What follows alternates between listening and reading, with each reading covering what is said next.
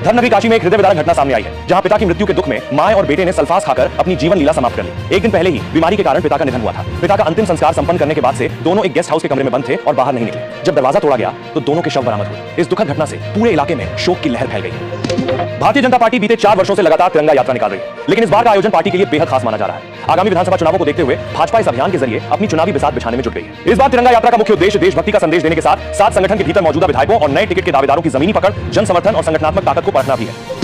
उत्तर प्रदेश में सेना में शामिल होने की तैयारी कर रहे युवाओं के लिए बड़ी खबर है। प्रदेश में अग्निवीर भर्ती रैलियों का दौर 17 अगस्त से शुरू होने जा रहा है, जो अगले साल अप्रैल तक चलेगा। इस अभियान के तहत मेरठ, बरेली, लखनऊ, वाराणसी, आगरा और अयोध्या सहित 6 जिलों में भर्ती रैलियां आयोजित की जाएंगी। मेरठ से शुरू होने वाला यह सिलसिला 14 अप्रैल को अयोध्या में समाप्त होगा। मुख्य सचिव ने अभ्यर्थियों की सुविधा के लिए आवास, सुरक्षा और स्वास्थ्य सेवाओं की पुख्ता व्यवस्था करने के निर्देश दिए हैं।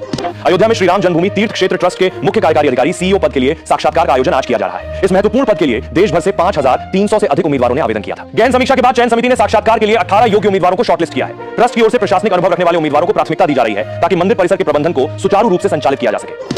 स्वतंत्रता दिवस के उपलक्ष्य में देश भर में चलाए जा रहे हर घर तिरंगा अभियान के तहत उत्तर प्रदेश के मुख्यमंत्री योगी आदित्यनाथ गोरखपुर में सड़क पर उतरे। सीएम योगी ने स्वयं तिरंगा यात्रा की अगुवाई करते हुए लगभग 2.5 किलोमीटर तक पैदल दूरी तय की। इस दौरान भारी संख्या में स्थानीय युवा और नागरिक हाथों में तिरंगा थामे उनके साथ कदम से कदम मिलाते नजर आए। यात्रा के दौरान पूरा माहौल देशभक्ति के नारों से सराबोर रहा। कानपुर लखनऊ एक्सप्रेसवे का निर्माण कर रही दिग्गज कंपनी पीएनसी इंफ्राटेक गंभीर विवादों में घिर गई। भारी बारिश के बाद एक्सप्रेसवे के कई हिस्सों में सड़क धंसने और जगह जगह बड़े गड्ढे होने के मामले सामने आए। इस घटना के बाद कंपनी और national highway authority of India NHAI के दावों में विरोधाभास देखने को मिल रहा है। एनएचएआई ने मामले पर कड़ा रुख अपनाते हुए कंपनी को कारण बताओ नोटिस जारी किया है और पेनाल्टी लगाने की तैयारी की है। वहीं कंपनी मरम्मत का दावा कर रही है। उत्तर प्रदेश में प्राथमिक शिक्षा के लिए मिलने वाले केंद्रीय फंड में बड़ी कटौती दर्ज की गई है। केंद्र सरकार द्वारा लोकसभा में पेश आंकड़ों के अनुसार समग्र शिक्षा योजना के तहत राज्य को दिए जाने वाले बजट में भारी कमी आई है। वित्त वर्ष 2025-26 में उत्तर प्रदेश को प्राइमरी एजुकेशन के लिए 9,742.12 करोड़ रुपए आवंटित किए गए थे। वहीं वर्ष 2026-27 में यह राशि घटकर 8,899.96 करोड़ रुपए रह गई। इस तरह एक साल के भीतर यूपी को मिलने वाले फंड में लगभग 843 करोड़ रुपए की कमी आई।